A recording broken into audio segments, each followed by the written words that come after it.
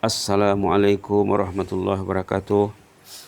Di pagi yang berbahagia ini, di pagi yang ceria ini, dengan membaca basmalah dan hamdalah, bismillahirrahmanirrahim, alhamdulillahirrahmanirrahim, wassalatu wassalamu ala asyrafil mursalin wa ala alihi sajma'in.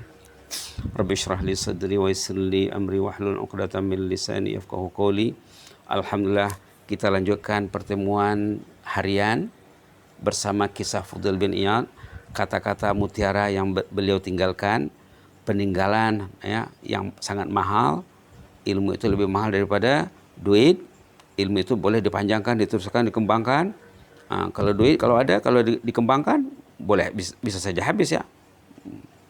Tapi sebenarnya tidak habis. Baik. Pertemuan yang ke-44 bersama Fudail bin Iyad. Apa kata Fudail bin Iyad? Ini kita mengulang yang kemarin saja. Karena pentingnya kemarin katakannya sangat pendek sekali tapi perlu diulang. Nomor berapa? Nomor 12. Apa kata Fudail bin Iyad rahimahullah? Fudail bin Iyad, ulama abad kedua hijrah, berpesan istighfar tanpa menjauhi dosa adalah satu kebohongan. Subhanallah. Hukum beristighfar wajib. Dalam solat kita beristighfar. Kalau kita solat ikut cara Rasulullah sebelum membaca Al-Fatihah, baginda beristighfar. Ketika rukuk, baginda beristighfar. Ketika sujud, baginda beristighfar. Duduk antara dua sujud, baginda beristighfar. Dan kita juga beristighfar. Rabbighfirli warhamni wajibun. Rabbighfirli itulah istighfar. Dan waktu tahiyat akhir sebelum salam, baginda juga mengajar beristighfar. Subhanallah. Yang tidak ada zikir istighfar waktu Sami Allahu liman hamidah saja. Waktu kita bangkit dari rukuk, Sami Allahu liman hamidah, Rabbana walakal hamd. Di situ tidak ada bacaan istighfar. Yang lainnya penuh dengan istighfar. Jadi zikir salat itu istighfar. Subhanallah. Kalau kita pelajari lah ya, istighfar cara Rasulullah SAW. Baik, kata Fudail bin Iyad, istighfar tanpa menjauhi dosa adalah suatu kebohongan. Kalau kita beristighfar dalam sholat, contohnya baca Rabbighfirli warhamni wajiburni. Sepatutnya sewaktu kita membaca istighfar tadi, kita menginsafi kelemahan kita, kekurangan kita, dan kita ingin meninggalkan segala kedosaan yang pernah terlanjur dilakukan. Ini sebelum sholat lagi patutnya. Sebelum sholat dan dalam sholat juga. Baik. Kemarin ada kita ambil kata-kata Al-Imam Hasan Basri. Imam Hasan Basri mengatakan ungkapan yang sama juga. Katanya orang tuh kalau kalau masih melakukan dosa, kalau dia beristighfar, itu istighfarnya tidak betul. Sekarang pula kita ambil pesan Rabi'atul Adawiyah. Subhanallah. Ternyata Rabi'atul Adawiyah juga mengatakan ungkapan yang sama. Apa kata Rabi'atul Adawiyah? Istighfar kita ini memerlukan istighfar tersendiri sebanyak mungkin. Kita beristighfar katanya, tapi masih berbuat dosa. Maka istighfar itu dianggap dosa dan perlu kepada istighfar tersendiri. Ini kata Rabi'atul Adawiyah rahimahullah. Istighfaruna yahtaju ila istighfarin katsir katanya. Istighfar kita ini memerlukan istighfar yang banyak. Apa alasannya? Disebabkan kita ini hanya beristighfar dengan lidah saja, malah kita tidak berusaha bertaubat kepada Allah. Istighfar di lidah saja katanya. Jadi macam hatinya kosong. Artinya alpa. Lidahnya bercakap, hatinya kosong. Maka istighfar sebegini tidak benar katanya. Bahkan memerlukan istighfar tersendiri dari istighfar yang jenis begini ini. Memang sangat perlu kepada istighfar secara tersendiri. Ada lagi dikatakan ulama. Ulama mengulaskan pendapat Rabi'atul Adawiyah ini. Ulama mengatakan bahwa si hamba selama 24 jam berbalu nikmat. Coba pikirkan. 24 jam orang itu berbalu nikmat. Boleh dirujuk surah Luqman ayat 20. Wa asbaghu alaikum ni'amahu zahiratan wa batinah katanya. Kita mendapat nikmat Allah 24 jam, nikmat yang zahir, nikmat yang batin. Nikmat berbentuk kebendaan, Nikmat berbentuk kerohanian. 24 jam dapat nikmat. Kata Ustazah Asma Harun kemarin waktu ceramah di Limbang tuh ya, katanya apa? Kamu hidup menggunakan jantung yang dibuat siapa? Buah pinggang siapa yang kamu gunakan? Organ-organ yang kamu pakai itu siapa yang kasih? Organ dalaman. Anggota luaran, tangan siapa yang kasih? Kaki siapa yang buat? Mata, kepala? Itu diperkirakan katanya. Kita ini berbalut nikmat 24 jam. Subhanallah. Kita pasti tidak termampu mengira nikmat Allah. Sebut dalam Quran, kalau nak dihitung nikmat Allah, nak dinilai semuanya tidak mampu kita menghitungnya. Tangan sebelah berapa nilainya? Kaki sebelah berapa nilainya? Mata sebelah, mata setampik berapa nilainya? Lidah berapa nilainya? Air liur saja dalam mulut ini air liur. Coba mulut tidak ada air liur. Macam mana? Kalau mulutnya kering dari air liur. Macam mana nak bercakap? Macam mana nak makan? Macam mana nak menelan? Air liur saja mungkin orang tak nampak nilainya. Subhanallah. Kemudian nikmatnya makan. Bila kita menelan makanan, nikmatnya. Kalau orang itu sakit kadang-kadang, apa yang terjadi? Makanan yang manis terasa pahit. Karena dia sakit. Yang lezat, masa tak lezat.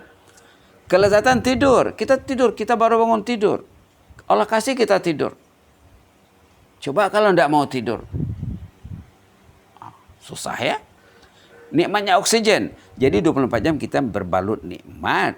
Kata penulis, kita pasti tak termampu menilai nikmat ini. Sebut dalam surah Ibrahim ada ayat 34, surah Nahl ayat 18 ya. Nikmat yang diterima itu berterusan, perlu disyukuri. Nikmat ini perlu disyukuri. Setiap nikmat untuk disyukuri. Agar nikmat itu bertambah. Kalau kita syukurkan nikmat yang diberikan Allah, kita dikasih nilai, dikasih pahala, dikasih Masya Allah ganjaran. Nikmat tadi akan ditingkatkan.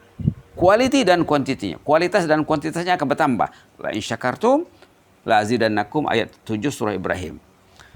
Dalam masa yang sama si hamba berbalut dosa yang juga sangat perlu malah wajib diistighfarkan. Kadang-kadang orang yang lupa nikmat yang ada itu digunakannya untuk buat dosa.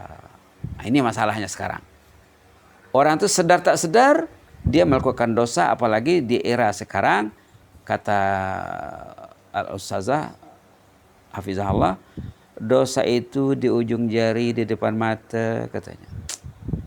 Dosa itu di ujung jari di depan mata. Kalau kita tidak mengawalnya, subhanallah, berarti kita menggunakan nikmat untuk melakukan dosa. Dosa kemarin belum dipadam lagi, masih bertimbun, tambah lagi dosa. Ini maka perlu kita beristighfar sebanyak-banyaknya. Sebanyak-banyaknya ya. Di sini ada kata-kata syair orang yang mendekatkan kita kepada Allah. Wa taubatun min kulli zambin yujtaram tajibu fawran mutlaqan wahyan nadam.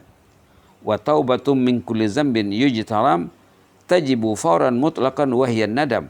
Bisyartil ikla'i wa nafil israr wal yatalafi mumkinan zastighfar.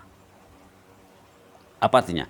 Hukum bertobat segera dari setiap dosa yang dilakukan adalah wajib disegerakan secara umum, yaitu dengan menyesal. Bertobat itu macam mana? Kita menyesali dosa yang lalu. Yang kedua, dengan bertekad akan meninggalkan dosa tersebut dan tidak akan melakukannya lagi. Serta kalau ada dosa yang berkait dengan manusia, kita perlu minta maaf saya kemarin saya silap, cakap saya kasar, sikap saya tidak patut begitu. Ataupun masalah hutang piutang kah, kalau ada sangkut paut dengan manusia, kita akan minta ampun, minta maaf, minta halal, minta redha. Begitulah ya. Jadi sangat perlu sekali kita perhatikan kata-kata Fudail bin Iyad. Apa katanya tadi? Istighfar kita itu kalau tidak mengubah sikap kita, itu adalah satu kebohongan. Astagfirullah, ampunlah aku ya Allah, tapi masih dibuat dosa lagi katanya. Itu macam tidak betul, tidak ikhlas dia. Jadi kita perlu belajar lebih banyak lagi. Ini baru sedikit ya Kita besok kita akan lanjutkan tentang tajuk yang disorot oleh Fudail bin Iyad ini. Ayo kita beristighfar, istighfar pendek saja ya. Allahumma ighfir lana warhamna wa tub alaina innaka antat tawwabur rahim. Allahumma ighfir lana warhamna wa tub alaina innaka antat tawwabur rahim. Allahumma ighfir lana warhamna wa tub alaina innaka antat tawwabur rahim. Istighfar yang diajar oleh Rasulullah kepada sahabat. Waktu sahabat bertanya kepada baginda, "Ya Rasulullah, macam mana sebaiknya kami ini beristighfar?" Rasulullah bukan ajar mereka astagfirullahaladzim, tidak. Allah maghfir lana warhamna wa tub alaina innaka antat tawwabur rahim. Ada pula Abu Bakar meminta diajar kepada Rasulullah. Orang yang terdekat, manusia pertama sesudah Rasulullah, orang kanan Rasulullah, sahabat terdekat, meminta diajar doa istighfar kepada Rasulullah. Ya Rasulullah, ajar saya satu doa khas. Apa kata baginda? Bacalah katanya.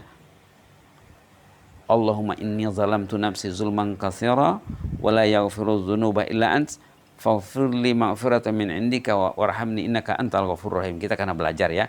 Kita boleh cari di internet, tanya orang yang ada maklumat tentang ini, apa istighfar yang diajar oleh Rasulullah kepada Abu Bakar. Seperti yang dibaca tadi lah ya. Dibaca waktu bila? Waktu sebelum salam. Bila kita baca doa contohnya fil alamin innaka hamidum majid, sambunglah dengan doa yang diajar oleh Rasulullah kepada Abu Bakar.